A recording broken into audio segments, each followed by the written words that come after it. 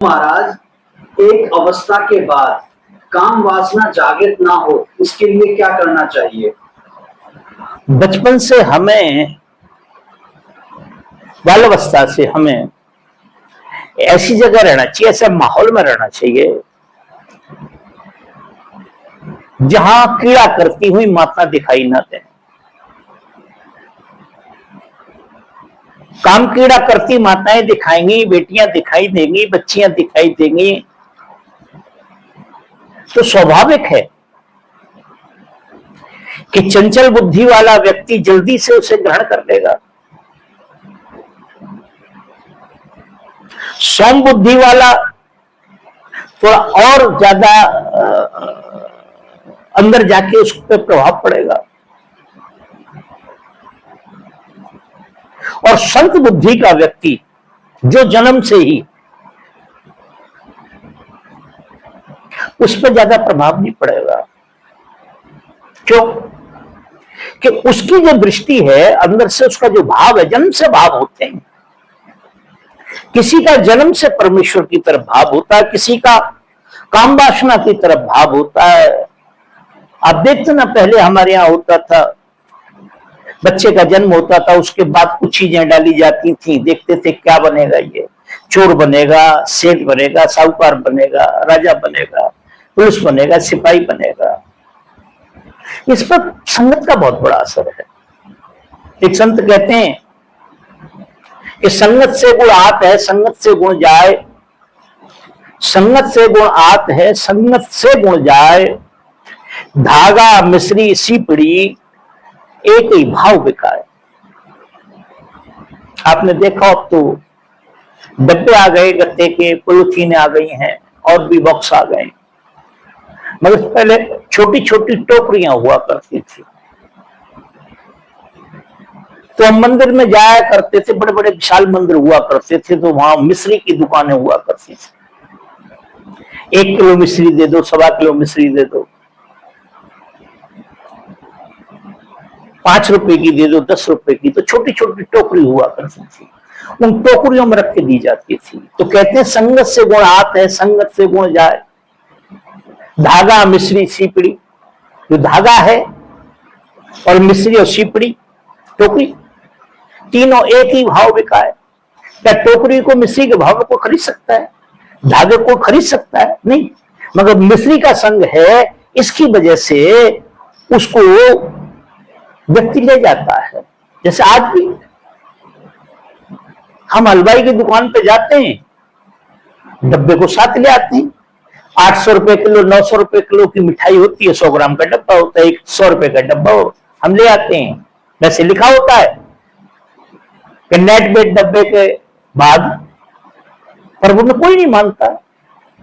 1 kilo तोल के देते हैं, 100 ग्राम डब्बे का वजन होता है, उसमें 100 रुपए का हो गया, वैसे तो 10 रुपए का है। तो इसी प्रकार से काम वासना के लिए संगत का, और फिर जन्म से भी होता है। आपने देखा कोई बच्चा सौम्य बुद्धि का होता है, बड़ा शर्मीला होता है। कोई बच्चा जन्म से क्रोधी होता है। हमारे जो दादा गुरु थे पूज्य स्वामी करपात्री जी महाराज, तो वो स्कूल जाते थे तो पढ़ते नहीं थे, एकांत में बैठ जाते थे जाकर के। उनके जो पिताजी थे, एक दिन वो अपने कुल गुरु के पास ले गए और उन्होंने कहा कि महाराज जी, ये बच्चा पढ़ता नहीं, शिक्षा की तरफ इसका ज्यादा ध्यान नहीं है।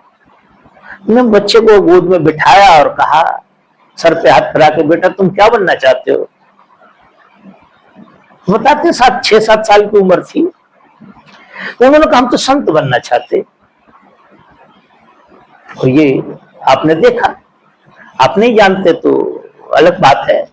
नहीं, पूज्य स्वामी करपात्री जी महाराज के नाम से मशहूर हुए हैं। आज भी जो शंकराचार्य बैठे हो उन्हीं के अनुयायी है, कल भी उनके अनुयायी थे, हो सकता आगे भी बैठे रहे। धर्म सम्राट की उपाधि मिले तो ये सब चीजें जन्म से भी होती है, पर संगत का प्रभाव ज्यादा होता है। हमें यदि इस तरफ नहीं जाना है तो पहले हम बाल्यावस्था से बच्चों को गुरुकुल में भेज दिया करते थे। आज क्या है कि वहीं लड़कियां पढ़ती हैं, वहीं लड़के पढ़ते हैं। और मैंने तो ऐसा भी सुना है कि आज की शिक्षा में एक चैप्टर और भी जोड़ा गया है जिसको सेक्स कहते हैं, और ओपनली बताया जाता है। लड़कियों के अंगों के विषय में बताया जाता है, लड़कों के अंगों के विषय में बताया जाता है। किस किस प्रकार से ये होता है, किस उम्र में ये हो जाता है, ऐसा होता है। लड़की कैसे पैदा होती, लड़का कैसे पैदा होता है।